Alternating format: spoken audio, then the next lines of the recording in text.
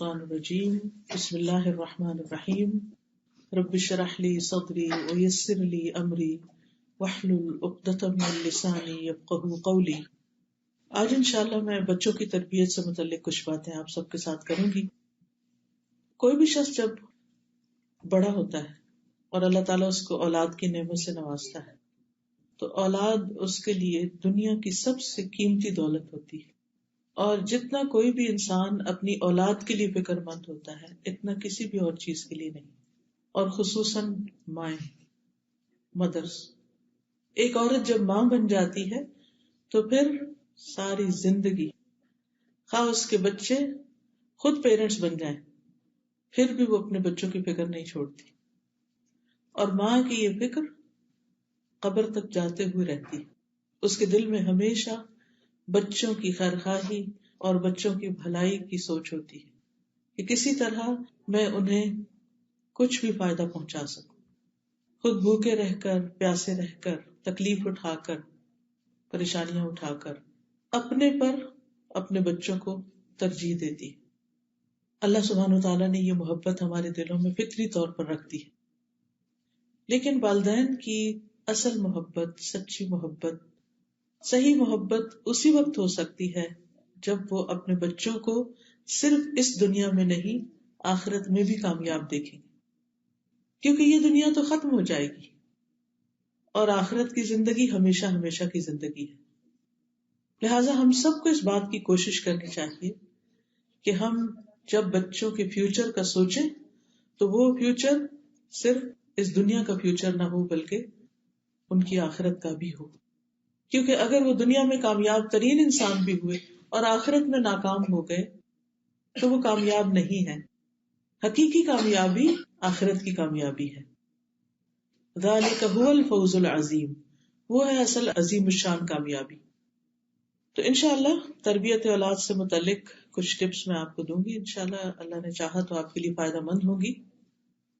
سب سے پہلی بات تو یہ کہ اولاد اللہ سبحانہ وتعالیٰ کا عطیہ ہے، ایک تحفہ ہے ہم سب کے لیے، اور اللہ نے جس کو جو بھی دیا ہے، بیٹا ہو یا بیٹی، اس پر راضی رہنا چاہیے، کیونکہ یہ تقسیم بھی اللہ تعالیٰ کی ہے۔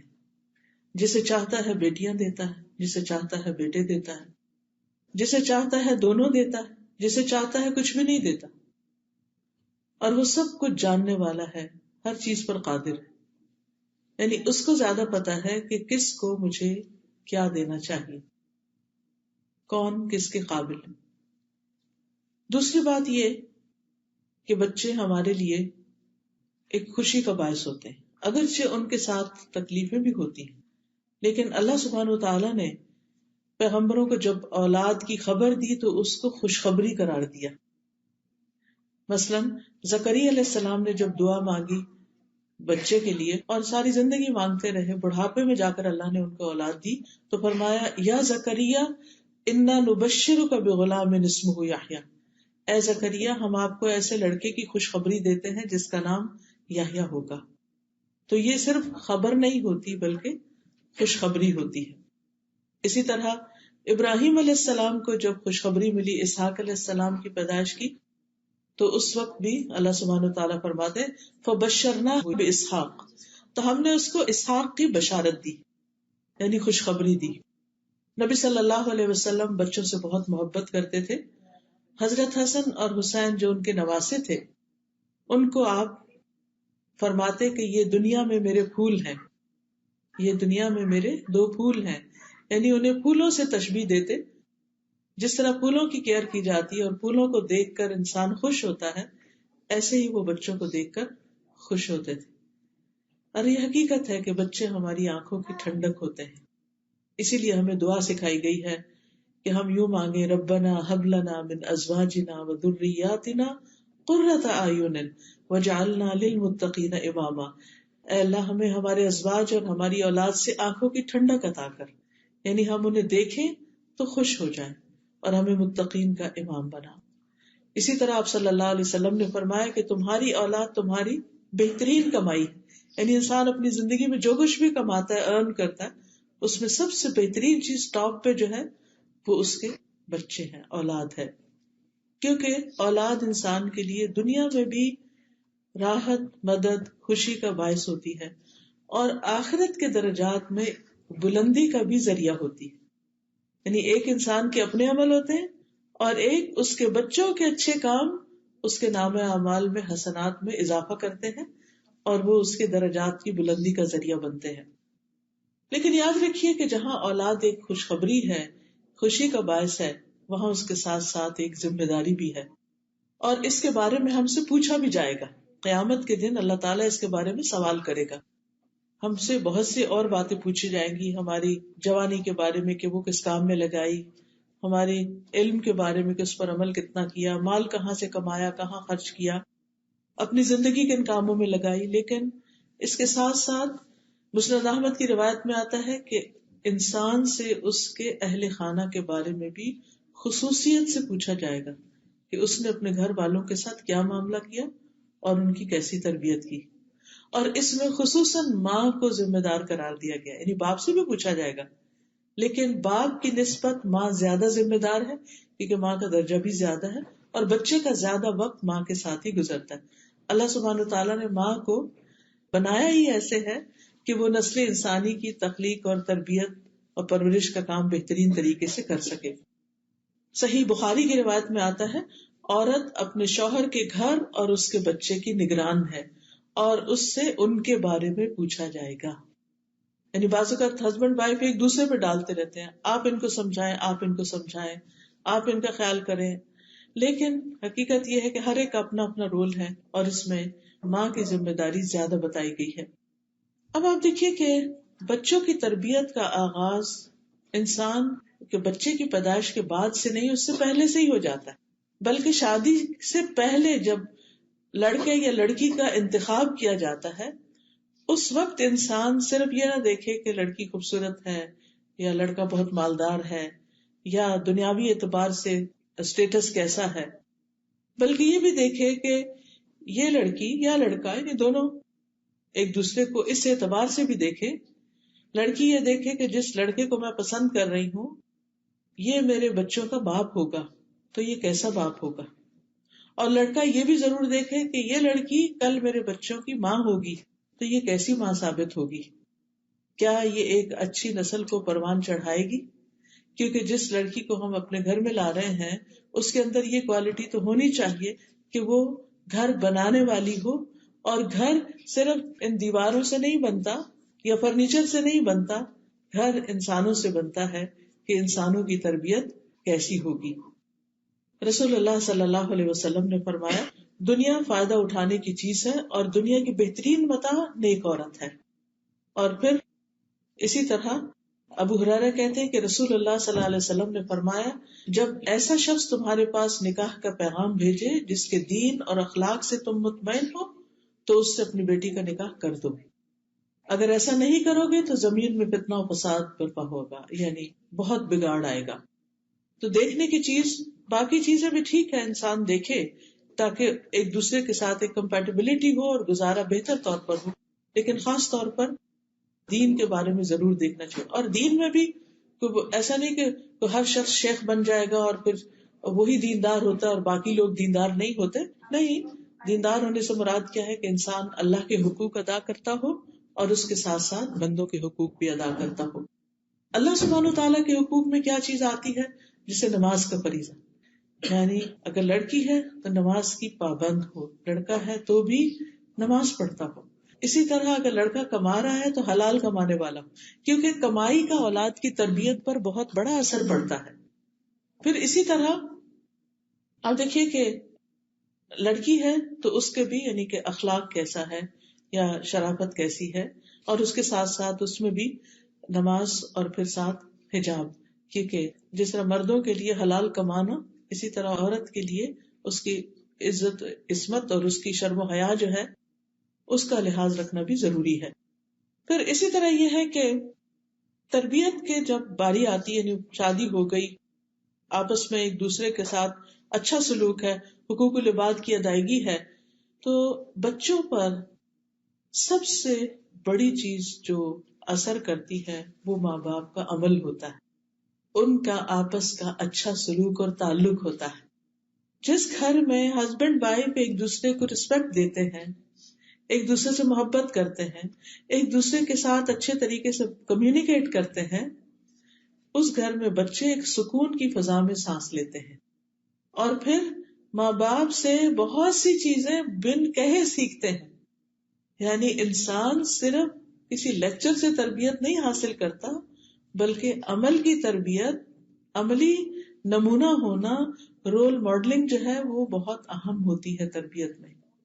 اگر ہم چاہتے ہیں کہ ہمارے بچے نیک ہوں تو یہ ہمارے کہنے سے نہیں ہوگا، صرف ہمارے تھنکنگ سے نہیں ہوگا، بلکہ اس کے لیے ضروری ہے کہ ہم ان کے سامنے وہ اچھا نمونہ پیش کریں، وہ بن کے دکھائیں جو ہم ان سے چاہتے ہیں کہ وہ بنے.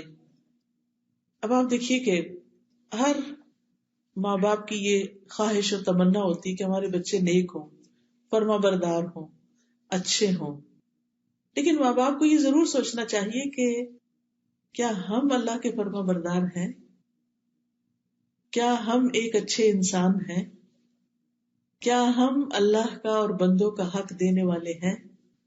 اگر ہم خود نہیں کر رہے تو بچوں سے کس چیز کی ہم توقع کر سکتے ہیں؟ پھر اسی طرح آپ دیکھیے کہ اگر ہم چاہتے ہیں کہ ہمارے بچے آئندہ دین کے لیے قربانی کرنے والے ہوں تو ہمیں یہ دیکھنا ہوگا کہ ہم خود کیا قربانیاں کر رہے ہیں، ہم خود اپنے دین کے لیے کیا محنت کر رہے ہیں. اگر ہماری زندگی میں غفلت ہے تو وہ خود بخود بچوں میں ٹرانسفر ہوگی، وہ بھی اس کو ایزی لیں گے. اگر ہم خود وقت پہ نماز نہیں پڑھ رہے تو بچے کیوں پڑھیں گے؟ چاہے آپ کتنا بھی چلا کے ان کو کہیں کہ اٹھو نماز پڑھو، لیکن آپ نے خود تو پڑھی نہیں. وہ تو آپ سے پلٹ کے پوچھیں کہ آپ نے پڑھ لی، اور نہ بھی کہیں تو وہ دیکھ رہے ہیں کہ اذان ہوئی ہے، وقت ہوا ہے، اور کسی کو بھی فکر نہیں ہے، پرواہ نہیں ہے، کوئی بھی اٹھ کے نماز نہیں پڑھ رہا، تو وہ کیوں پڑھیں گے چاہے انہوں نے کتنا ہی اچھا لیکچر سن رکھا ہو. حضرت عائشہ کہتی ہیں جب سے میں نے ہوش سنبھالا میں نے یہی دیکھا کہ میرے والدین اسلام پر ہیں، یعنی اسلام کی حالت میں نے ان کو اپنی تربیت کرتے ہوئے دیکھا. پھر اسی طرح بعض روایات میں یہ بھی آتا ہے کہ جو ہمارے اسلاف تھے یا نیک لوگ تھے وہ اپنے بچوں کی تربیت کے لیے اللہ کی عبادت میں زیادہ وقت لگاتے تھے، یہ سوچ کر کہ اس کا اثر ہمارے بچوں پر پڑے، ہماری اولاد پر پڑے. کسی نے کیا خوب کہا کہ جب بھی میں کسی سلجھے ہوئے نوجوان کو دیکھتا ہوں تو مجھے یقین ہو جاتا ہے کہ ضرور اس کا باپ صالح اور نیک آدمی تھا، جس کا عکس یا ریفلیکشن اس میں نظر آ رہا ہے.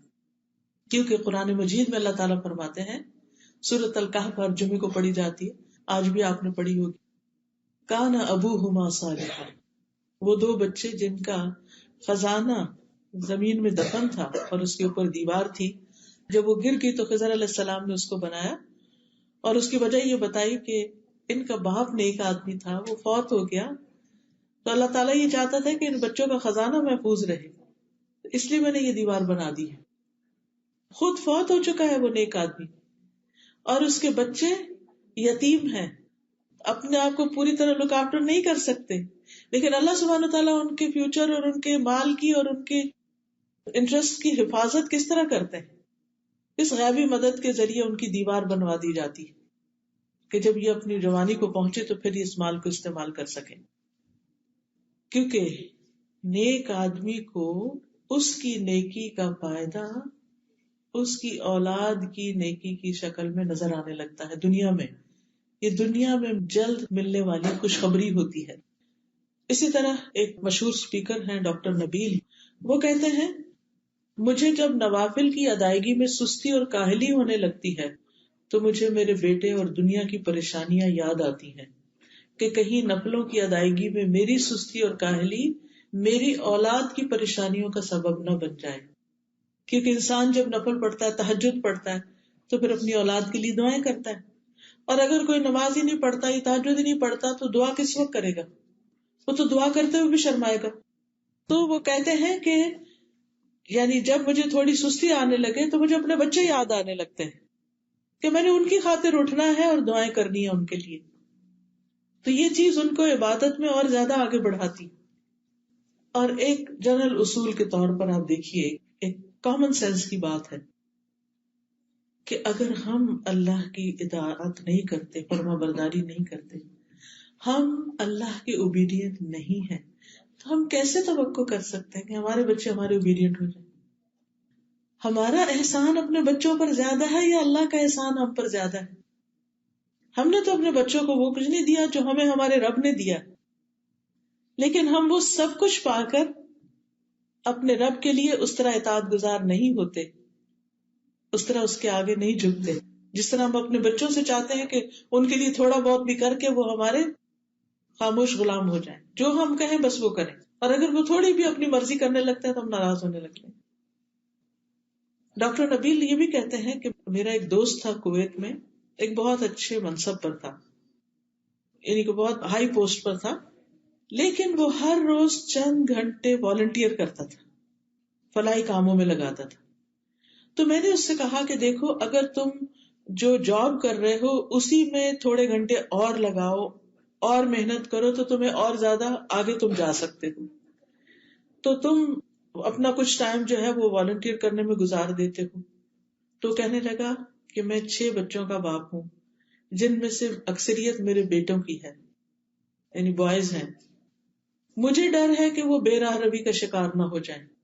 جب سے میں نے قرآن مجید میں کان ابوہما صالحا کی تفسیر پڑھی ہے کہ ان کا باپ نیک آدمی تھا، اس لیے ان بچوں کی اللہ نے کیئر کی، تو میں نے اپنی زندگی کا ایک بڑا حصہ فلاحی کاموں میں لگا دیا ہے، میں والنٹیئر کرتا ہوں، اور اس کے اثرات میں اپنے بچوں میں دیکھ رہا ہوں، کیونکہ بچے جب دیکھتے ہیں نا کہ ہمارے ماں باپ سب کی خدمت کرتے ہیں، سب کے کام آتے ہیں اور اپنا وقت لگاتے ہیں، تو پھر ان کے اندر اس چیز کی ایک قدر ہوتی ہے، ایک ڈگنیٹی ہوتی ہے۔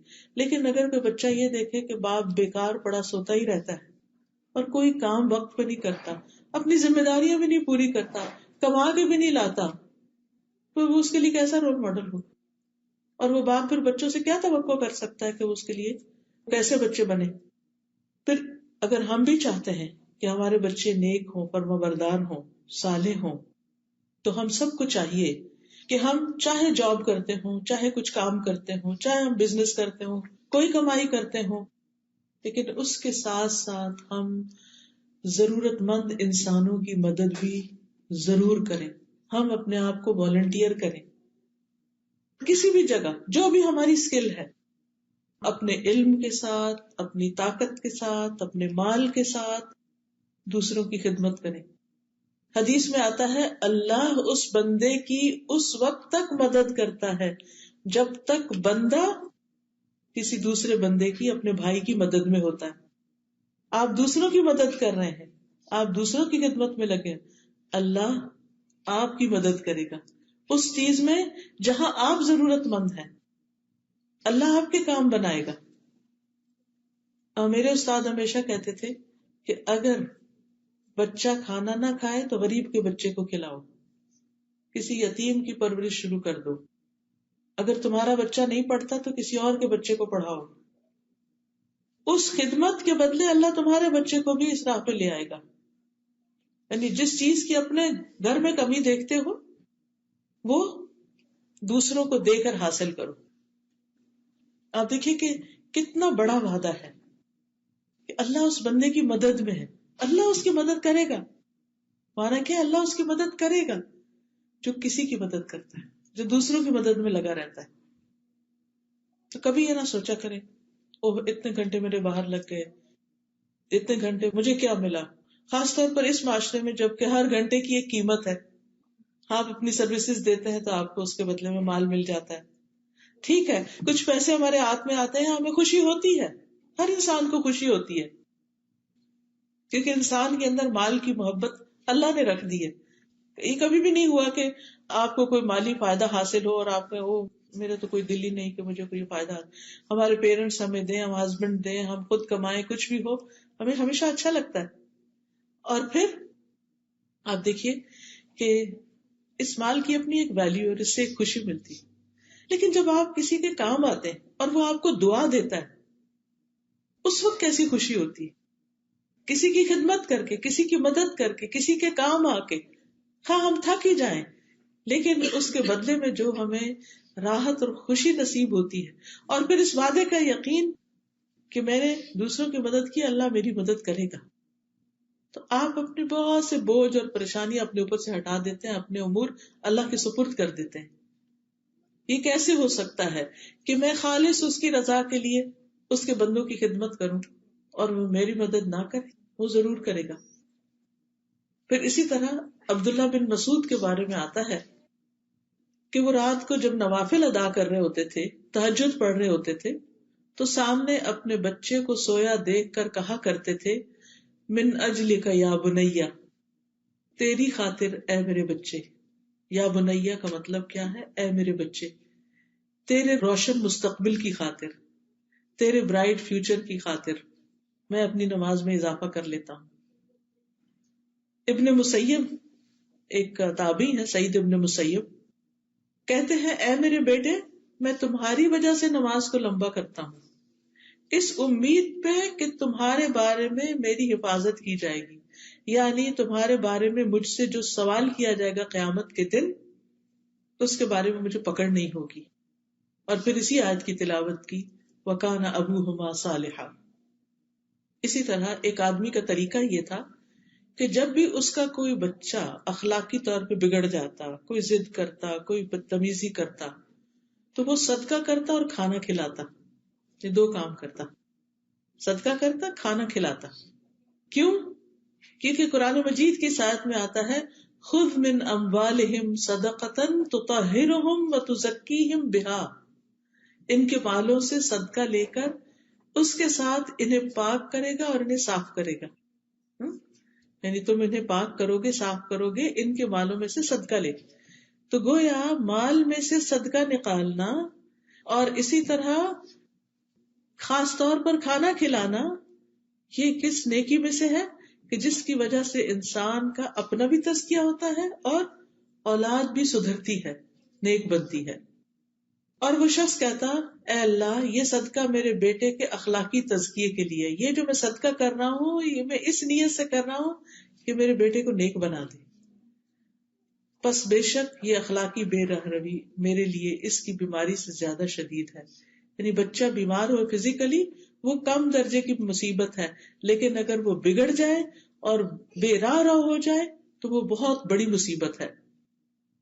پھر اسی طرح ایک اور آدمی کا واقعہ یہ ملتا ہے کہ اس کے پاس اتنا نہیں تھا جس سے وہ بہت زیادہ مالی صدقہ کر سکے، وہ بس اتنا ہی کماتا تھا جس سے اس کی اپنی گزران ہوتی تھی، اس کے پاس دینے کے لیے زیادہ نہیں ہوتا تھا. تو جب اس کا بیٹا اس کے ساتھ بدتمیزی کرتا یا اس کی بات نہیں مانتا تھا تو وہ رات کو قیام کرتے ہوئے سورۃ البقرہ پڑھتا تھا، یعنی رات کے تہجد میں سورۃ البقرہ پڑھتا اور کہتا، اے اللہ یہ میرا صدقہ ہے، میرے پاس مال نہیں ہے لیکن یہ میرا صدقہ ہے، اسے تو میرے لیے قبول کر لے، یعنی مجھ سے قبول کر لے اور میرے لیے اس بیٹے کی اصلاح کر دے. تو کیونکہ نیک اعمال جو ہوتے ہیں یہ وسیلہ بنتے ہیں دعاؤں کی قبولیت کا. ہم نیک لوگوں کو وسیلہ بناتے ہیں، ان کی نیکی تو ان کے ساتھ ہے. ہمیں جس وسیلے کا حکم دیا گیا وہ نیک اعمال ہے کہ ہم صدقہ کریں، نماز پڑھیں، دعا کریں اور اس سے اللہ سے مدد مانگیں. اسی طرح ہمیں یہ یاد رکھنا چاہیے کہ ہم اپنے بچوں کی اصلاح کس طرح کریں، اس نیت کے ساتھ اللہ کی عبادت کر کے کہ یہ بچے سدھر جائیں. اور یاد رکھیں کہ ہمارے ہاتھ میں کوئی طاقت نہیں کہ ہم اپنے بچوں کو نیک بنا سکیں جب تک اللہ کی مدد نہ ہو، وہی مدد کرنے والا ہے. پھر اسی طرح اللہ کا تقوی اختیار کرنا، اللہ سے ڈرنا. پھر بچوں کو اپنے ساتھ مختلف کاموں میں، پروجیکٹس میں، والنٹیئرنگ میں شریک کرنا، ان کو ساتھ لے کے جانا. مثلا ہر جمعے کو آپ جو ابھی آپ کے قریب مسجد ہے اس کی صفائی اپنے ذمہ لے سکتے ہیں کہ نمازیوں کے آنے سے پہلے میں ہال کی صفائی کروں. آپ کیا کر سکتے ہیں کہ اپنے بچے کو تھرسڈے نائٹ ساتھ لے جائیں، خود اکیلے نہیں جائیں، ہسبینڈ وائف، بچے کو ساتھ لے کے جائیں کہ چلے اللہ کا گھر صاف کرتے ہیں. اور پھر ایک ایک کونے خدرے کو صاف کریں، کہیں کوئی داغ دھبا ہے اس کو مٹائیں، اس کو خوشبودار کریں، صفیں لگائیں. جو بھی ایک مسجد کی خوبصورتی اور بیوٹیفیکیشن ہو سکے، مسجد اللہ کا گھر ہو. ہم اپنے گھروں کو کتنا سجاتے ہیں، اور جب کوئی ہمارے مہمان آ رہے ہوں تو ہم کیئر کرتے ہیں نا، اور بھی سجاتے ہیں، صاف ستھرا کرتے ہیں، عام روٹین سے زیادہ کرتے ہیں. تو جمعے کے دن اللہ کے مہمان آتے ہیں. ویسے تو 5 نمازیں، لیکن آپ کو پتا ہے ہمارے یہاں 5 نمازیں کہاں اتنی فل مسجد ہوتی ہے، لیکن جمعے کے دن اتنے لوگ ہوتے ہیں کہ بعض اوقات صحیح اگر ارینجمنٹ نہ ہو تو لوگوں کو صحیح جگہ بھی نہیں ملتی. لیکن وہ صفائی کیوں نہیں ہو پاتی مسجدوں کی، وہ ایک چیئرفل ماحول کیوں نہیں ہوتا بعض اوقات؟ صرف اس لیے نہیں ہوتا کہ ان کے پاس والنٹیئر نہیں ہوتے. تو آپ ان سے بات کر کے کہ آپ مجھے یہ خدمت دے دیں. آپ کو معلوم ہے کہ الحمدللہ جیسے الہدا میں ویکینڈ میں کلاس ہوتی ہے، ابھی نئی سورۃ البقرہ شروع ہوئی ہے، اور ماشاءاللہ اس میں 400-500 لوگ ہیں، اور ہر ہفتے ان کے لیے بینچز لگانا اور چیئرز لگانا اور ہال کی سیٹنگ ٹھیک ٹھاک کام ہے. اور آپ کو معلوم ہے کہ کچھ سسٹرز ہیں، 2 سسٹرز، وہ پچھلے 5 سال یہ خدمت کرتی رہی ہیں. میں نے آج تک نہیں دیکھا ان کو کہ وہ کون ہے. مجھے ریسنٹلی بتایا گیا کہ وہ ارلی مارننگ آتی ہیں کلاس سے پہلے اور آ کر سارے بینچز لگاتی ہیں خاموشی کے ساتھ. ان کے بچے بھی ساتھ ہوتے ہیں. وہ بغیر ناشتے کے نماز پڑھتے ہی بس گھر سے نکل آتے ہیں، کیونکہ اتنے سارے بینچز کہاں سے نکال کے وہ پورے ہال میں لگانے ہیں اور پھر ساری سیٹنگ کرنی ہے. اور پھر جب ساری سیٹنگ ہو جاتی ہے تو پھر کلاس سے پہلے بچوں کو ٹم ہارٹن پہ لے جا کے ان کو تھوڑا کھلا پلا کے پھر واپس آ کے کلاس اٹینڈ کرتے ہیں. یہ والنٹیئرنگ ہے. اور وہ بچے مسلسل دیکھ رہے ہیں کہ ہر ہفتے ہماری ماں اور ان کی دوست مل کے مسجد ٹھیک کرتے ہیں. کیا ماں کی یہ نیکی بچوں میں ٹرانسفر نہیں ہوگی؟ کیا انہیں یہ طریقہ نہیں آئے گا؟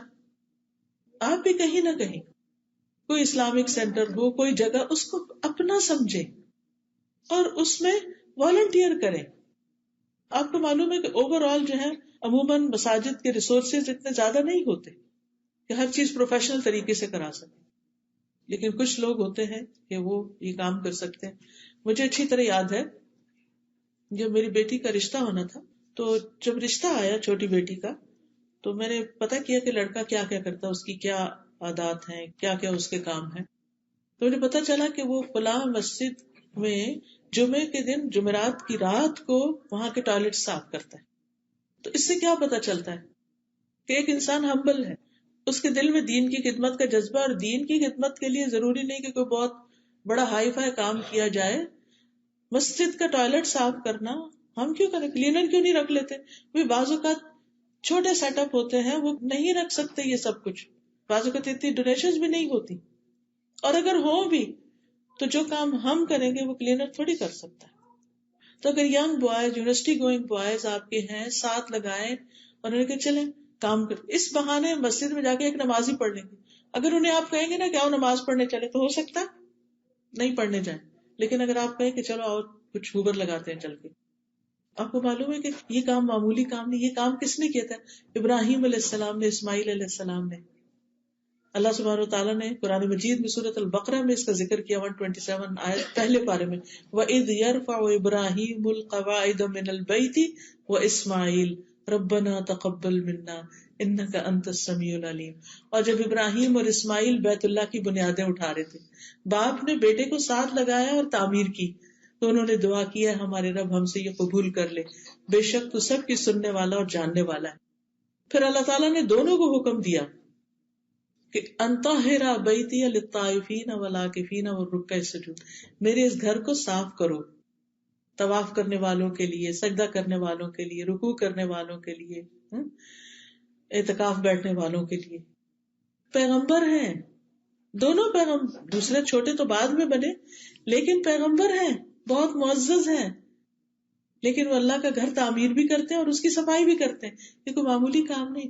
یاد کیجئے اس عورت کا واقعہ جو بخاری کی روایت میں آتا ہے کہ جو مسجد میں صفائی کرتی تھی، ایک دن نظر نہیں آئی تو نبی صلی اللہ علیہ وسلم نے اس کے بارے میں پوچھا کہ وہ کہاں ہے. پتہ چلا کہ وہ تو اچانک بیمار ہوئی اور فوت بھی ہو گئی. تو صحابہ نے کہا کہ کیا نبی صلی اللہ علیہ وسلم کو تکلیف دیں گے رات کے وقت؟ انہوں نے رات میں خود ہی جنازہ پڑھا، اس کو دفن کر دیا. کیونکہ حکم یہی ہے کہ جو ہی ڈیتھ ہو بس جتنا جلد از جلد جنازہ کرو. خیر، آپ نے پوچھا کہ اس کی قبر کہاں ہے، آپ اس کی قبر پہ گئے، لوگوں کو ساتھ لے کر گئے اور وہاں دوبارہ جنازہ پڑھا، اس کو خود اس کے لیے دعا کی. اب آپ دیکھیے کہ یہ سعادت کس کو ملتی ہے کہ اللہ کے رسول صلی اللہ علیہ وسلم ایک ایسی خاتون جس کا نہ کوئی آگے نہ پیچھے ہے، مسجد میں ہی رہتی ہے، مسجد کی صفائی کرتی ہے، اس کا جنازہ پڑھ رہے ہیں، وہ معمولی اعزاز ہے؟ اللہ کی نگاہ میں اس کی اہمیت کیا بڑی. ہم سمجھتے کہ بہت بڑے بڑے ٹائٹل ہوں اور پھر ہم کام کریں تو پھر اس سے ہماری بہت شان بنے گی. شان ہمیں لوگوں کی نظر میں چاہیے، تو شان اللہ کی نگاہ میں ہونی چاہیے. تو یہ چھپی نیکیاں بعض اوقات اور یہ اللہ کی خاطر ایسے کام کرنا، اس کا اثر اولاد میں جاتا ہے. پھر اسی طرح مسجدوں کے علاوہ آپ دیکھیے ہاسپٹلز ہیں، بوڑھے لوگوں کے اولڈ ہومز ہیں.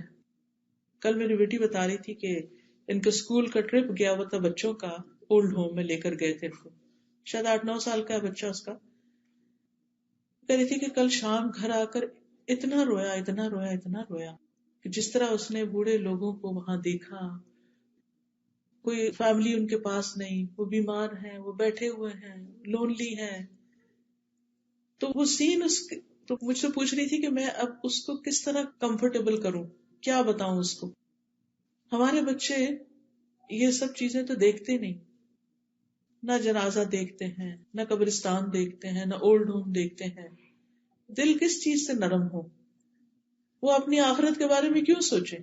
وہ تو دنیا ہی دنیا ان کے سامنے. ہم انہیں لے جاتے ہیں، کبھی کہیں کھانا کھلانے لے جاتے ہیں، کبھی کسی ٹوائز کی شاپ پر لے جاتے ہیں. ہم سمجھتے ہیں یہ ہم بچوں کی بہت بڑی خدمت کر رہے ہیں اور اس سے ہمارے بچے ہم سے بہت خوش ہو جائیں گے اور ہمارے بڑے فرما بردار ہوں گے. نتیجہ کیا ہے؟ جتنی ہم ان کو عیش کروا رہے ہیں، جتنی ہم ان کی ہر خواہش پوری کرتے چلے جا رہے ہیں، اتنا ہی وہ مزید بگڑتے چلے جا رہے ہیں. کسی بات پہ خوش ہوتے ہی نہیں، کیونکہ وہ ایک چیز وہ اب ان کی نگاہ سے اتر گیا، اب ان کو اس سے بڑی انٹرٹینمنٹ چاہیے، اس سے بڑی انٹرٹینمنٹ چاہیے. تو پھر وہ زندگی کی جو حقائق ہیں اور زندگی کی جو مشکلات ہیں ان کو فیس کرنا نہیں آتا ان کو. مومن آخرت پر یقین رکھتے ہوئے اپنی زندگی گزارتا ہے. ہمیں خود بھی اپنے لیے اور اپنی نسلوں کے لیے، اپنی تربیت اور تزکیہ کے لیے بھی اور اپنے بچوں کی تربیت کے لیے بھی ان سب جگہوں پر والنٹیئر کرنے کی ضرورت ہے. پھر اسی طرح اور بھی آپ دیکھ سکتے، آپ کے نیبرہڈ میں کوئی بزرگ خاتون ہو سکتی ہے، کوئی بیمار ہو سکتا ہے، کسی کو کسی اور چیز کی، نئے امیگرینٹس کو مختلف چیزوں کے لیے ضرورت ہو سکتی ہے. آپ دیکھیے کہ آپ کہاں کس کی کیسے مدد کر سکتے ہیں. آپ کی سرزمین تو وہ ہے جس نے بہت سارے سیرین ریفیوجیز کو ویلکم کیا ہے. ان کے بچے کیا پڑھ رہے ہیں، کیا نہیں پڑھ رہے، ان کے حالات کیا ہیں. ایسے لوگوں سے آپ کانٹیکٹ کر سکتے ہیں جو ڈائریکٹ ان کی مدد خدمت کر رہے ہیں، ان کے ساتھ آپ شامل ہو سکتے ہیں. بہت کام ہے کرنے کے، لیکن اپنی ذاتی زندگی، اپنی گھریلو زندگی، اپنی سوشلائزنگ میں سے وقت نکالیے. اگر آپ واقعی چاہتے ہیں کہ آپ کے بچے صحیح راستے پر آ جائیں تو پھر اپنے جان، اپنے وقت، اپنے مال کو اللہ کی خاطر قربان کریں. پھر اسی طرح بات ہو رہی تھی کہ اچھا رول ماڈل بن کے بچوں کی تربیت کرنا. اس میں یہ بھی آتا ہے کہ جیسے بچوں سے کیے ہوئے وعدے پورے کریں، ان سے غلط بیانی نہ کریں، سچی بات کریں. ایک خاتون نے اپنے بچے کو بلایا، ادھر آؤ میں تمہیں کچھ دوں. تو آپ نے اس سے پوچھا کہ تم کیا دینے والی ہو؟ انہوں نے کہا کہ میں اس کو کچھ میٹھی چیز دوں گی، کھجور دوں گی. تو آپ نے فرمایا اگر تم اسے کچھ نہ دیتی تو تمہارے اوپر جھوٹ کا گناہ لکھا جاتا. کبھی بھی بچوں سے جھوٹ نہ بولو، ان کا اعتماد چلا جاتا ہے. زندگی پر کسی پہ بھی ٹرسٹ نہیں کرتے، کیونکہ ماں ایسی چیز ہوتی ہے نا کہ جس پر انسان آنکھیں بند کر کے ٹرسٹ کرتا ہے. لیکن اگر یہ انسان کو احساس ہو جائے نا کہ ماں دھوکہ دیتی ہے، ماں ڈرامہ کرتی ہے. پچھلے دنوں کسی خاتون کی بات مجھ سے ہوئی تو بہت پریشان تھی. کہتی بچے نے گھر چھوڑ دیا، بچے نے گھر چھوڑ دیا، کہیں اور جا کے رہتا ہے. اور میں نے اس سے بہت کہا ہے کہ تم ایسا نہیں کرو، لیکن وہ نہیں مانتا. تو کہتی کہ جب شاید وہ رونے لگی یا کسی طرح اس کو سمجھانے لگی تو کہتے ماں آپ بہت ڈرامے کرتی ہیں. اب آپ دیکھیں، ماں کو یہ کہنا کہ تم ڈرامے کرتی ہو، اس کے آنسو کو ڈرامہ سمجھنا، کہ جیسے ڈرامے میں کوئی ہوتا ہے نا کیریکٹر، تو اس میں وہ جھوٹ موٹ کر روتے ہیں اور وہ لگتا ہے جیسے رو رہے ہیں. اگر ہمارے بچے ہمارے بارے میں یہ سوچیں کہ ہماری ماں جو ہے وہ ٹرسٹ وردی نہیں ہے اور ہمارے ساتھ بس ایسی فراڈ کر رہی ہے اور ہماری کیئر نہیں کرتی اور اس کو ہماری ضرورت نہیں ہے، یا کسی بھی طرح اگر بچوں کے اندر ایسی کوئی فیلنگ آ گئی ہے تو یہ نہیں ہونا چاہیے نا.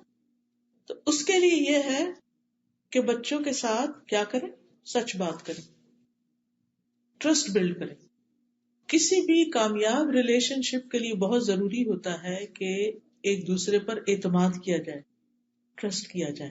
کیونکہ جہاں ٹرسٹ نہیں ہوتا نا، وہاں پھر اتفاق نہیں ہوتا، محبت نہیں ہوتی، پھر وہ بات نہیں سنتے. اس کے علاوہ بچوں کو فارمل اسلام کی ایجوکیشن بھی دینی چاہیے. دنیا کی تعلیم تو لے رہے ہیں، اگر اسکول میں جاتے ہیں تو آپ دیکھیں دن کا ایک بڑا حصہ اسکول میں گزار کے آتے ہیں.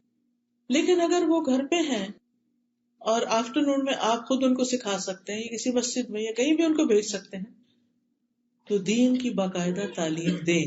دیکھیے کہ ہم میں سے اکثریت نے اس ماحول میں آنکھ کھولی ہے جہاں ہمارے کانوں میں اذانوں کی آوازیں بھی پڑتی تھی، آس پاس مسجدیں بھی تھی، گھروں میں نمازیں بھی پڑھی جاتی تھی. بہت کچھ دیکھ دیکھ کے ہم سیکھ گئے اسلام کے بارے میں. لیکن ہمارے بچوں کو بہت کچھ سکھانے کی ضرورت ہے، تب وہ ان کو پتا چلے گا کہ یہ دین ہے، یہ اسلام ہے. جس میں آپ دیکھیے کہ حضرت لقمان نے اپنے بیٹے کو جو سب سے پہلی چیز سکھائی تھی وہ کیا تھی؟ یا بنی لا تشرک باللہ ان الشرک لظلم عظیم. سب سے پہلی چیز یہ کہ بچوں کا عقیدہ درست کریں، ان کو توحید سکھائیں، ورنہ اللہ سبحانہ وتعالی. کیونکہ اگر وہ توحید پر ہے نا تو کوئی ان سے غلطی کوتاہی ہو بھی گئی تو اللہ تعالیٰ معاف کر دے گا. لیکن اگر شرک میں انہوں نے زندگی بسر کی تو شرک تو بہت بڑا ظلم ہے، شرک کا گناہ کبھی معاف نہیں ہوگا جب تک کہ اس سے توبہ نہ کر لیں. تو لا الہ الا اللہ کا معنی سکھانا بہت ضروری ہے. وہ کیسے؟ عبداللہ بن عباس کہتے ہیں کہ ایک دن میں نبی صلی اللہ علیہ وسلم کے پیچھے سوار تھا تو آپ نے فرمایا، اے لڑکے، میں تجھے چند کلمات سکھا رہا ہوں.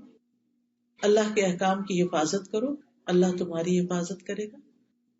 اللہ کی حفاظت کرو یعنی اللہ کے احکامات کی، تم اسے اپنے سامنے پاؤ گے. جب مانگو اللہ سے مانگو، یہ ہے توحید کہ جب مانگو اللہ سے مانگو.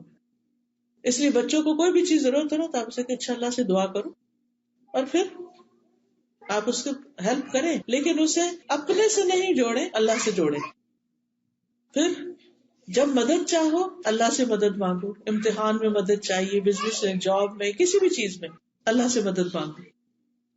جان رکھو اگر ساری دنیا مل کر تمہیں کوئی نفع پہنچانا چاہے تو تمہیں کچھ نفع نہیں دے سکتی، کچھ فائدہ نہیں دے سکتی سوائے اس کے جو اللہ نے تمہارے لیے لکھ دیا. اور اگر سارے مل کر تمہیں کوئی نقصان دینا چاہے تو تمہیں کچھ نقصان نہیں دے سکتے سوائے اس کے جو اللہ نے لکھ دیا. قلم اٹھا لیے گئے، صحیفے خشک ہو گئے.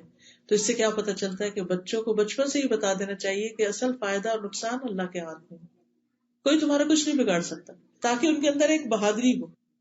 اور پھر یہ سکھاؤ کہ جو کچھ چاہیے اللہ کی طرف رجوع کرو. یہ ہے توحید.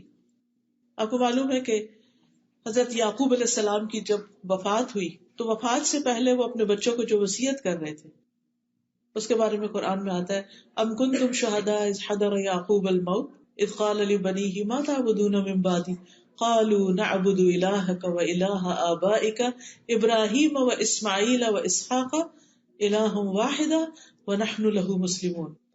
کیا تم موجود تھے اس وقت جب یعقوب کو موت آئی، جب اس نے اپنے بیٹوں سے کہا میرے بعد کس کی عبادت کرو گے؟ پیغمبر ہے اللہ کے یعقوب علیہ السلام، جن کے بیٹے یوسف علیہ السلام بھی، اور باقی بھائی تو آپ کو معلوم ہے وہ قصہ. تو ان کو وہ جوان بیٹے تھے، بڑے تھے، سمجھدار تھے، ان کو کہہ رہے ہیں کہ میرے بعد تم کس کی عبادت کرو گے یہ بتاؤ، حالانکہ وہ اسلام پر تھے. آج آپ دیکھیں آپ کے بچے جس ماحول میں رہ رہے ہیں، کیا یہ میک شور کرنا جاننا ضروری نہیں کہ ہمارے بعد ہمارے بچے، ہماری نسلیں اسلام پر ہوں؟ تو ان سے پوچھنا چاہیے کہ ہمارے بعد تم کس ریلیجن کو فالو کرو گے، کس دین پر ہوگے تم؟ تو انہوں نے کہا ہم آپ کے الہ یعنی اللہ کی عبادت کریں گے جو آپ کا الہ ہے، آپ کے باپ دادا کا، ابراہیم کا، اسماعیل اور اسحاق علیہ السلام کا، الہ واحدہ ونحن لہ مسلمون، اور ہم سب اسی کے مسلمان فرما بردار ہیں. اس سے کیا پتہ چلتا ہے کہ پیغمبروں نے اپنی اولاد کو ایک الہ کی عبادت کی تعلیم دی اور مرتے دم تک اس کی فکر کی. پھر ان کے اندر اللہ کا ڈر پیدا کیا جائے گا. لوگوں کا ڈر نہیں پیدا کریں، اس سے بزدلی آتی، اللہ کا ڈر، اس سے قوت آتی.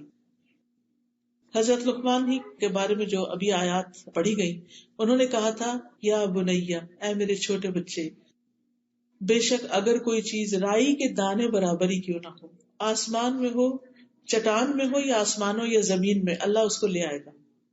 بے شک اللہ بڑا باریک بین، پوری خبر رکھنے والا ہے. تو اللہ سبحانہ تعالیٰ کے ناموں اور صفات کا علم دے بچوں کو کہ اللہ کون ہے، اللہ کی پہچان دے، پھر آخرت کا تصور دے ان کو. یاد ہوگا آپ کو کہ نبی صلی اللہ علیہ وسلم نے جب ابتدائی دعوت دی تھی اسلام کی، تو آپ نے اپنے خاندان والوں کو دعوت پہ بلایا تھا. تو اس وقت سب سے خطاب کر کے کیا کہا تھا؟ کچھ یاد ہے آپ کو کہ جب آپ نے اپنے خاندان والوں کو دعوت پر بلایا تھا تو اس وقت کیا کہا تھا؟ وَأَنذِرْ عَشِيرَتَكَ الْأَقْرَبِينَ، اپنے قریبی رشتہ داروں کو خبردار کرو. آپ نے ایک ایک کر کے سب کے نام لیے تھے. پھر خواتین میں سے پھپھی کا نام لیا اور اپنی بیٹی کا نام لے کے کہا اے فاطمہ بنت محمد صلی اللہ علیہ وسلم، اپنے آپ کو جہنم کی آگ سے بچاؤ. میں اللہ کی طرف سے تمہارے لیے کسی چیز کا اختیار نہیں رکھتا. تم لوگوں سے رشتہ ہے، میں اسی طرح جوڑتا رہوں گا جس طرح جوڑنا چاہیے، لیکن اللہ کے ہاں رشتے ختم ہو جائیں گے، تمہیں میں نہیں بچا سکتا. تو آخرت کی فکر ڈالی اپنی بیٹی کے اندر کہ اپنے لیے خود کچھ کرو. پھر اللہ تعالیٰ سارے اہل ایمان کو حکم دیتا ہے یا ایھا الذین آمنوا قوا انفسکم واہلیکم نارا، اے ایمان والو اپنے آپ کو گھر والوں کو آگ سے بچاؤ. اور اس کے لیے پہلا قدم توحید اور دوسری چیز عبادات میں نمازوں کی پابندی. 7 سال کا بچہ ہو جائے تو نماز شروع کرا دی تھی، ایک نماز سے شروع کرے، پھر 2 3 4 5، جب تک 10 سال کا ہو 5 کی عادت پڑ جائے، اور پھر مسجد کی عادت پڑ جائے، صبح وقت پہ جاگنے کی عادت پڑ جائے، اور پھر سنتوں اور نوافل کی بھی. کیونکہ بعض اوقات بچوں کو ہم فرض پہ لگاتے ہیں نا، ساری زندگی پھر فرض پر ہی رہتے، یہ بڑی مشکل ہو جاتی، انہیں سنت پڑھنی مشکل ہو جاتی. تو بچپن میں 10 سال کی عمر میں پھر تھوڑی تھوڑی سنتیں بھی ساتھ شروع کرا دیں، کیونکہ بڑے ہو کے عادتیں توڑنا بڑی مشکل ہو جاتی. پھر اسی طرح روزے رکھوانا. ربیہ کہتی ہیں کہ ہم عاشورہ کا روزہ خود بھی رکھتے، بچوں کو بھی رکھواتے، اور جب مسجد جاتے تو ان کے لیے اون کا کھلونا بناتے. جب کوئی افطار کے قریب کھانے کے لیے روتا تو ہم اس کو کھلونا دے دیتے کہ کھیلو، دل بہلاؤ، روزہ رکھو. یعنی چھوٹے بچوں کو بھی روزہ پورا کرواتے. بچوں کو حج عمرے پہ لے کے جانا. بعض اوقات ہم ہالیڈیز پہ ادھر جا رہے ہیں ادھر جا رہے ہیں، لیکن اللہ کے گھر لے جانے سے بہت فرق پڑتا ہے. ایمان تازہ ہوتا ہے، ان کے اندر یقین پیدا ہوتا ہے، وہ جو شک والی کیفیت ہے نا وہ دور ہوتی ہے. اس گھر کے اندر اللہ نے ہدایت کا سامان رکھا ہے، روشن نشانیاں رکھی. تو بچوں کو بھی کہہ سکتے، خود بھی کہ چلے سب مل کے پیسے جمع کرتے ہیں اور ہم عمرے پہ یا حج پہ جائیں گے. کیونکہ صحابہ جو تھے وہ اپنے بچوں کو بھی ساتھ لے جاتے تھے حج پہ. پھر قرآن سکھائیں، قرآن کی تعلیم دیں، صرف ناظرہ اور حفظ نہیں، قرآن کو سمجھنے کی بھی، سمجھ کر پڑھیں. کسی کا کہنا ہے اپنے بچے کو قرآن سکھا دو، قرآن اسے سب کچھ سکھا دے گا. یعنی جو تم اسے نہیں نہ سکھا سکتے، تربیت نہیں کر سکتے، یہ کرو یہ نہ کرو، تو اگر تم اسے قرآن سکھا دو گے اسے سب باتیں خود ہی پتہ چل جائیں گی، تو تمہارا بہت کام کم ہو جائے گا. نہیں تم ایک کام کر لو، باقی کام وہ کرے گا.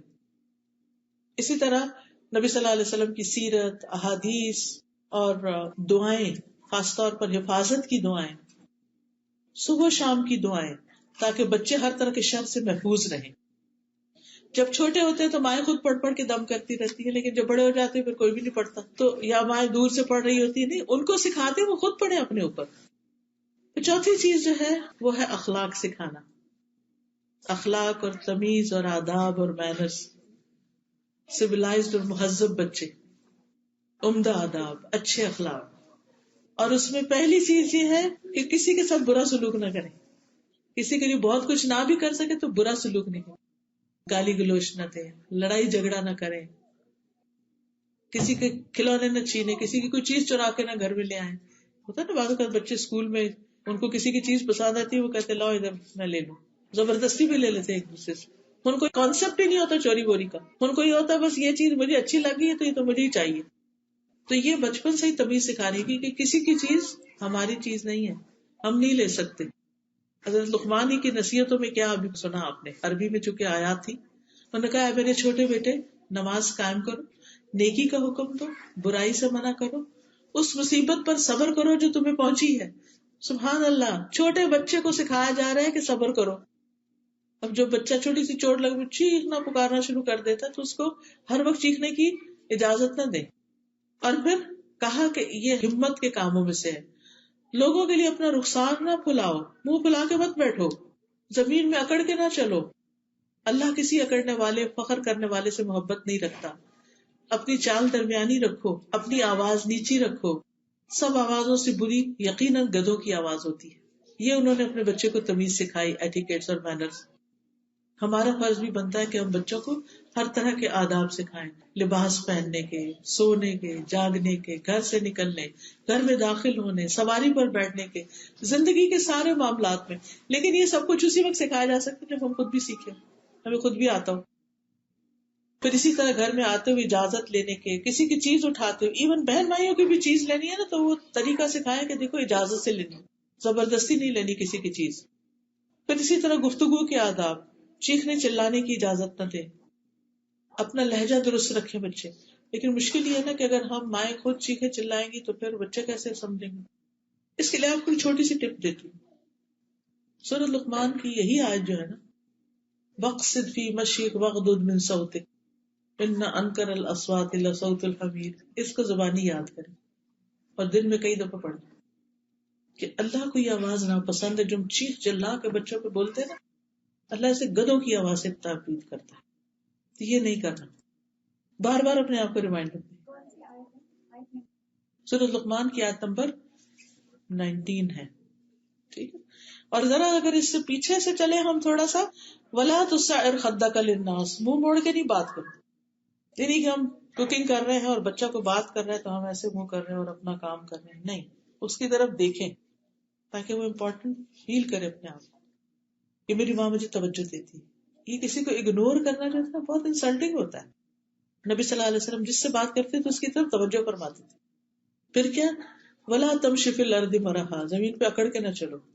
ان اللہ لا يحب كل مختال فخور، اللہ کو کوئی بھی خود پسند فخر کرنے والا پسند نہیں. وَاقْصِدْ فِي مَشْيِكَ وَاغْضُضْ مِنْ صَوْتِكَ إِنَّ أَنْكَرَ الْأَصْوَاتِ لَصَوْتُ الْحَمِيرِ، اپنی چال درمیانہ رکھو، اپنی آواز نیچی رکھو، بے شک سب آوازوں سے بری آواز گدھوں کی آواز ہے. اس کو بار بار پڑھیں، بار بار پڑھیں، پورا ہفتے کے لیے بس اس کو پریکٹس کرتے رہیں اور امیجنیشن میں لائیں اس وقت میں کیسے لگ رہی. خود بخود آپ پھر ٹھیک ہوئیں گے. اپنے آپ کو خود دیکھیں. اب دیکھیں ہم شیشے میں دیکھتے ہیں نا، یہ تو ٹھیک نہیں لگ رہا، نہیں اس کا ایسے نہیں، ایسے ہونا چاہیے، یہ تو سینٹر میں نہیں ہے، یہ تو صحیح نہیں، یہاں تو کچھ بل پڑ رہا ہے، اس کو بھی ٹھیک کرنے کی ضرورت ہے، فلاں بھی ٹھیک. میں نے دیکھا ہے بچیوں کو جیسے الوداع میں بھی وضو کرنے آتی اتنی دیر لگاتی ہے، اسکارف ٹھیک ہو رہا ہے، ٹھیک ہو رہا ہے، ادھر سے دیکھتے ادھر سے دیکھتے. ٹھیک ہے ان کی عمر ہے، میں سمجھتی ہوں سب سے امپورٹنٹ چیز ان کے لیے اسکارف ٹھیک کرنا. تو اس میں آپ دیکھیے کہ اگر ہم اتنے کانشیس ہیں صرف اسکارف کے بارے میں کہ ہم اس میں نیٹ کلین ٹائڈی لگے، تو پھر ہماری آوازیں اور ہمارا آنکھیں کھول کے چیخنا چلانا وہ کیا چیز ہے. اس میں بھی تو اچھے نہیں لگتے. اس وقت شیشے کے آگے جا کے چیخ کے دیکھیں، کبھی اکیلے میں پریکٹس کر کے دیکھیں ہماری شکل کیسے ہو جاتی ہے. تو یہ شکل اگر ہم ایک سے زیادہ دفعہ بچوں کو دن میں دکھا رہے ہیں تو اس سے بچنے کی ضرورت ہے. پھر اسی طرح رازوں کی حفاظت کرنا. اگر کوئی کہنا کہ مجھے فلانی بات کی میں نہیں بتاؤں گا، تو آپ اسے نہیں کہیں مجھے تو بتانی ہوگی، مجھے بتاؤ. چاہے آپ ماں پھر بھی انہوں نے کہا اچھا اگر ابا نے کہا نہیں بتانی ٹھیک ہے نہیں بتاؤ، تاکہ اس کو راز کی حفاظت کریں. کوئی امانت تو حفاظت کرنی آئے، کوئی وعدہ کیا پورا کرنا آئے. پھر اسی طرح جب وہ بول رہے ہوں تو غلط لہجے اور بہت زیادہ سلینگ اور سویرنگ جو ہوتی ہے اس کی اجازت نہ دیں. مجھے یاد ہے کہ ہم چھوٹے ہوتے تھے، تمہارے والد نے اتنا ہمیں ڈرایا اس چیز پر، ایک گالی دی اگر تو ایک سانپ قبر میں ہوگا. پتہ نہیں اس کی کیا حقیقت تھی کیا نہیں، لیکن اتنا ڈر لگا کہ چپکے سے کہیں چپ کے بھی گالی کسی کو نہیں دی. اتنا ڈرایا گالی سے کہ گالی تو منہ سے نکالنی ہی نہیں، زبان ناپاک ہو جاتی. آج آپ دیکھیں گے ہم پگ کا لفظ بولتے ہوئے تو مسئلے کا شکار ہو جاتے ہیں کہ نہیں یہ تو آپ نے کہ بچوں کو یہ اسکول میں کتاب کیوں پڑھا دی گئی، اور یہ اس کو تم اتنا بڑا ایشو بنا لیتے اور اس کو گالی بناتی. لیکن اور جو وہ ادھر ادھر کی گالیاں بول رہے ہیں اس کے ہم شاید خود بھی نہ پتا ہو کیا کہہ رہے ہیں. اس چیز کو بہت کانشیس رہے، زبان صاف رہے، کیونکہ ایک دفعہ جب وہ زبان پہ ایسی چیزیں چڑھ جاتی ہیں پھر وہ ہمیشہ اسی طرح بولتے ہیں. اور شروع میں ہنستے ہیں ہم بچوں پر کہ دیکھو اس نے کوئی نیا لفظ سیکھ لیا، لیکن بعد میں وہی چیزیں نقصان کا باعث بنتی ہیں. اور قبر میں سانپ ہے ہی نہیں، لیکن ہمارے اعمال نامے میں اتنی چیزیں لکھی جا رہی ہیں اور کل قیامت کو دیکھنی بھی ہوگی. اسی طرح یہ کہ بچوں کو اچھا ماحول دیں، گھر کے اندر بھی، لیکن باہر جہاں دوستوں میں یا کسی سینٹر میں یا کہیں بھی بچوں کا کوئی کلب ہے وہاں بھی دیکھ بھال کے لے جائیں کہ اور بچے کس قسم کے آتے ہیں وہاں پر، کیونکہ بچے اپنے دوستوں کو بہت کاپی کرتے ہیں. تربیت میں ایک حصہ آپ کا ہے لیکن ایک حصہ ان کے ماحول کا ہے، یعنی جو گھر سے باہر کا ہوتا ہے کہ ان کے فرینڈز کیسے. اچھے بھلے بچے دین سے دور ہو جاتے ہیں صرف اس وجہ سے کہ فرینڈز جو ہے وہ دین پر نہیں. حدیث میں آتا ہے صاف طور پر کہ انسان اپنے دوست کے دین پر ہوتا ہے، اسے چاہیے کہ دیکھے کہ وہ کس کو دوست بنا رہا ہے، کس کی کمپنی میں رہتا ہے. آپ جو کچھ ہے نا اپنی کمپنی کی پیداوار ہے. اس لیے اچھے لوگوں کے ساتھ، نیک لوگوں کے ساتھ خود بھی بیٹھیں، ان کو بھی لے جائیں، اس مجلس کی آداب سکھائیں. ٹھیک ہے جب بچے شور کر رہے ہوں تو کسی الگ کمرے میں لے کے بیٹھے، لیکن میں نے دیکھا کہ کچھ مائیں اپنے چھوٹے بچوں کو مسجد میں لاتی ہیں جیسے اللہ تعالیٰ سمجھا سکھا کے پاس بٹھاتی ہیں اور بچے آرام سے بیٹھے رہتے. میں حیرت سے دیکھتی رہتی ہوں کہ پورا خطبہ اس بچے نے سن لیا بغیر کچھ گڑبڑ کیے، کیونکہ بچپن سے ماں کو لانے کی عادت تھی اور سمجھا کے لائے. یہاں بھاگنا نہیں، یہاں بولنا نہیں، یہاں کچھ کرنا نہیں، یہ اللہ کا گھر ہے، یہ اللہ کا گھر ہے. تو اس سے کیا ہوگا کہ اس کے دل میں جو ہی مسجد دیکھے گا، اندر آئے گا، وہ آٹومیٹیکلی اس میں یہ چیز آئے گی کہ یہاں نہیں بھاگنا، یہ نہیں. لیکن اگر ہم لے تو جائیں مسجد اور اس کے بعد اپنی دوستوں کے ساتھ لگ جائیں اور بچے ہر طرح کی بدتمیزیاں کرتے پھریں تو اس سے پھر وہ کیا سیکھیں گے.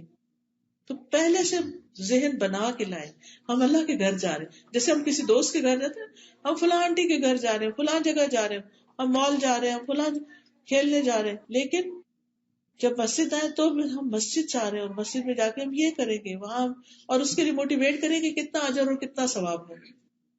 پھر اسی طرح لوگوں کی خدمت کی عادت اگر بچپن سے ہی ہو جائے تو بہت اچھی. اور اس میں ظاہر ہے کہ پھر رول ماڈل تو آپ ہی ہوگے.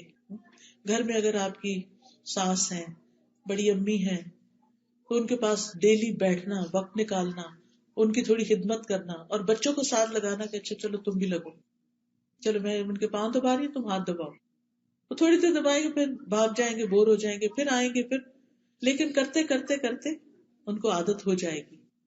حضرت انس کہتے ہیں کہ جب نبی صلی اللہ علیہ وسلم مدینہ آئے تو میری عمر 10 سال تھی. میری مائیں، نانی، خالہ وغیرہ مجھے نبی صلی اللہ علیہ وسلم کی خدمت کی مسلسل تاکید کرتی تھی اور میں نے آپ کی 10 سال خدمت کی. حضرت انس آپ کے ساتھ رہے. تو کس نے سکھایا تھا کہ نبی صلی اللہ علیہ وسلم کی خدمت کرنی؟ ماں نے سکھایا تھا. اور وہ کہتے ہیں کہ جب آپ کی وفات ہوئی تو میں 20 سال کا تھا اور یعنی بہت سے احکامات انہوں نے صرف دیکھ دیکھ کے گھروں میں سیکھے تھے. پھر اسی طرح اگر ممکن ہو تو بچوں کو کسی اسکالر یا کسی ایسے شخص کی کمپنی میں دے کہ جو ان کو بہت سی اور چیزیں بھی ساتھ رکھ کے سکھا سکے. یا اگر دنیا کی تعلیم تربیت بھی دینی ہے تو اس میں آپ دیکھیے کہ جیسے اگر کھانا پکانا ہے یا اور گھر کے کام ہے، اگر آپ خود سکھا سکتے ہیں یا بعض اوقات آپ کی کوئی بہن یا بانجی یا کوئی اور، تو ان کے ساتھ تھوڑی دیر انہیں چھوڑیں کہ ان سے بھی سیکھیں چیزیں. اس سے تھوڑا ان کو ویرائٹی بھی مل جاتی ہے اور ڈفرینٹ لوگوں سے ڈفرینٹ چیزیں بھی وہ سیکھ سکتے ہیں. تو باصلاحیت لوگوں کی نگرانی میں بچوں کو دینا، ان کی کمپنی دینا. بچوں کو ہر وقت صرف بچوں میں نہیں رہنا چاہیے، یہ یاد رکھیے، کیونکہ جو بچے ہر وقت بچوں میں رہتے ہیں وہ کبھی بڑے نہیں ہو پاتے. جب آپ بڑے لوگ بیٹھے ہوں تو ان کو بھی بیچ میں ساتھ بٹھائیے، چاہے زیادہ دیر نہیں لیکن کچھ دیر ضرور بٹھائیے تاکہ وہ بڑوں کی کارآمد گفتگو سنے اور اس کو یاد رکھے. آپ کو معلوم ہے کہ حضرت انس جو تھے وہ چھوٹے تھے لیکن کتنی باتیں انہوں نے نوٹ کی. وہ کہتے ہیں کہ میں نے رسول اللہ صلی اللہ علیہ وسلم سے بڑھ کر کسی کو بچوں کے ساتھ شفقت کرنے والا نہیں پایا. پھر اسی طرح ہم دیکھتے ہیں کہ آپ صلی اللہ علیہ وسلم حضرت ابن عباس کو دعائیں دیتے ہیں. چھوٹے سے بچے ہیں، آپ کے گھر میں رات رہنے کے لیے آتے ہیں اپنی خالہ کے پاس کیونکہ ان کی اہلیہ تھی نبی صلی اللہ علیہ وسلم کی. پھر اسی طرح بچوں کو بول کے بھی محبت کا اظہار کریں. نبی صلی اللہ علیہ وسلم نے حضرت حسن کے لیے فرمایا اللہم انی احبہ، اللہ میں حسن سے محبت کرتا ہوں، فاحبہ، آپ بھی اس سے محبت کریں، واحبب من یحب، اور آپ اس سے بھی محبت کریں جو حسن سے محبت کریں. یعنی آپ بچوں کو احساس دلائیں، بول کے بھی کہیں کہ آپ مجھے اچھے لگتے ہیں. پھر پیار سے مخاطب کریں، نک نیم بھی رکھ سکتے ہیں، ان کو توجہ دیں، ان کے ساتھ بچوں کی طرح کھیل کھیلیں. نبی صلی اللہ علیہ وسلم نماز سے سر نہیں اٹھاتے تھے جب بچے آ کے بیٹھ جاتے تھے کمر پر. پھر اسی طرح بچوں کے ساتھ کھیلنا، جیسے پکڑن پکڑائی یا کچھ. حضرت حسین گلی میں کھیل رہے تھے، نبی صلی اللہ علیہ وسلم اپنے ساتھیوں کے ساتھ جا رہے تھے، آپ نے ان کو چھوڑا، آگے بڑھ کے حضرت حسین کو پکڑا اور وہ آگے آگے بھاگنے لگی. تو پھر آپ نے ان کا ایک ہاتھ یہاں تھوڑی کے نیچے رکھا، دوسرا سر کے پیچھے سے یوں کر کے ان کو اوپر کیا اور ان کو کس کیا اور پھر چلے گئے اور بھاگ کے پیچھے سے پکڑا تھا ان کو. ان چیزوں سے بچے بہت خوش ہوتے ہیں، ان کا کانفیڈینس بحال ہوتا ہے، وہ شیئر کر سکتے ہیں، وہ ریلیٹ کر سکتے ہیں، کیونکہ عمر کا تو فرق ہے ہی، لیکن آپ کا جو رویہ ہے وہ اس فرق کو بہت تھوڑا کر دے گا. لیکن اگر آپ بہت سنجیدہ ان کے ساتھ اور وہ اپنے دل کی بات شیئر ہی نہیں آپ سے کر سکتے تو یہ اچھی بات نہیں، پھر آپ ان کو کہہ بھی نہیں سکتے کچھ. پھر اسی طرح اگر بچے بیمار ہو جائیں تو ان کا خیال کرنا، پھر ان کا علاج کرانا، لیکن اوور ڈوز نہیں کرنا. کچھ مائیں اتنی زیادہ کانشیس ہوتی ہے کہ چھوٹے چھوٹے بچوں کو بار بار ڈاکٹر کے پاس لے جانا اور بار بار ان کو خوب دوائیاں دے کے بچپن میں ان کی امیونٹی خراب کرنا، تو اس چیز سے بچنا چاہیے. پھر بڑے بچوں کو بھی پیار کرنا، یعنی بعض بچے ٹین ایجر ہیں تو کئی دفعہ تو ہمارے سے اونچے ہو جاتے ہیں، جتنے مرضی بڑے ہو جائیں ساتھ لگائیں، ماتھے بھی پیار کریں، ہاتھ پکڑیں، اس کو چومیں. اس سے بچوں کے اندر ایک آپ سے کلوزنس آئے گی، پھر وہ آپ سے شیئر کریں گے، پھر آپ ان کو اچھی نصیحت دے سکتے ہیں. کیونکہ بہت سے لوگ پوچھتے ہیں نا کہ اچھا جو بڑے بچے ہو گئے ان کے ساتھ کیا کریں، ان کے ساتھ تو ہر وقت لڑائی رہتی ہے، تم نکمے ہو، تم کچھ کرتے نہیں ہو، تم یہ نہیں کرتے، ان کی کسی بات پہ راضی نہیں. اب اس کا نتیجہ کیا ہوتا ہے، وہ پھر کترانا شروع کرتے، اوائڈ کرنا شروع کر دیتے، قریب ہی نہیں آتے، تربیت ہی نہیں ہوتی. پھر اسی طرح نبی صلی اللہ علیہ وسلم حضرت فاطمہ کو چومتے تھے، پاس بٹھاتے تھے، ان کو اپنی جگہ بٹھاتے تھے. پھر اسی طرح آپ اپنی چادر میں ان کو گھسا لیتے تھے، بچوں کو، چھوٹے بچوں کو، پھر ان کو اٹھاتے تھے. کبھی مارا نہیں تھا چھوٹے بچوں کو، اور پھر زیادہ روک ٹوک بھی نہیں، ہر بات میں انٹرفیئر نہیں کرے، نہ نہ یہ نہیں کرو. اب ہوتا کیا بچہ اس سے نہ یہ نہیں لو، وہ اٹھا لیا، وہ پکڑا، وہ اٹھا لیا، وہ لیا. کچھ تو ان کے لیے بھی چھوڑ دیں کہ وہ بھی کسی چیز سے انجوائے کریں. ابھی آپ نے اپنی کتاب اٹھائی ہے، ان کے لیے کچھ اور رکھ دیں تاکہ اس پہ بعض بچے بھی کہتے ہیں وہی چاہیے جو آپ کی. اچھا بعض بچے قرآن پکڑتے ہیں، کہتے اوف بچے نے قرآن پکڑ لیا، گرا دے گا. پھر کیوں آپ سوچ رہے گرا دے گا؟ آپ نیچے ہاتھ رکھ لیں اگر چھوٹا بچہ ہے، یا کسی بھی طرح نظر رکھیں، اور اگر بچہ آگے پیچھے کرے پھر سے خود قرآن لے کے چومے، اس کو سینے سے لگا کے اللہ کی کتاب ہے نیچے نہیں رکھنا، تو نیکسٹ ٹائم کیئر کرے گا. لیکن یہ تو نہیں کہ بچہ قرآن کو ہاتھ ہی نہ لگانے دیں، اور جب وہ بچہ بڑا ہوگا اور آپ کہیں گے یہ لو قرآن، تو وہ کہے گا اب میں ہاتھ نہیں لگاتا اس کو، کیونکہ ہر دفعہ اس نے ہاتھ لگایا اور آپ نے کھینچ لیا اس سے. ہر دفعہ نماز پہ آپ پہ چڑھا اور آپ نے پیچھے کر دیا، وہ کیوں نماز اور قرآن سے محبت کرے گا؟ جن چیزوں کی دین میں رخصت ہے، اجازت ہے، اتنا تو ان کو کرنے دیں. اور پھر یہ آخری بات ہے کہ بچوں کے لیے خوب دعائیں کریں، کیونکہ صرف ہماری کوششیں کافی نہیں ہیں، دعائیں بہت ضروری ہیں. نبی صلی اللہ علیہ وسلم نے فرمایا 3 طرح کے لوگوں کی دعائیں قبول ہوتی ہیں: مظلوم کی دعا، مسافر کی دعا، اور والد کی اپنی اولاد کے لیے دعا. باپ بچوں کے لیے دعا کرے. آپ اپنے بارے میں کہتے تھے میں اپنے باپ ابراہیم کی دعا ہوں. انہوں نے دعا کی تھی نا کہ اللہ ایک پیغمبر بھیج اس میں سے، اور جو ان پہ تلاوت کرے اور کتاب اور سنت حکمت کی تعلیم دے. تو آپ کو اس بات پر خوشی تھی کہ ابراہیم علیہ السلام نے میرے لیے دعا مانگی تو میں پیدا ہوا اور میں نبی بن کے آیا. تو آپ اپنے بچوں کے لیے دعا میں اللہ ان کو ایسا بنا دے، ایسا بنا دے، ایسا بنا دے، جو بھی آپ کے ڈریمز ہیں، جو بھی خواب ہیں، اور ان کے سامنے بھی بولا کریں.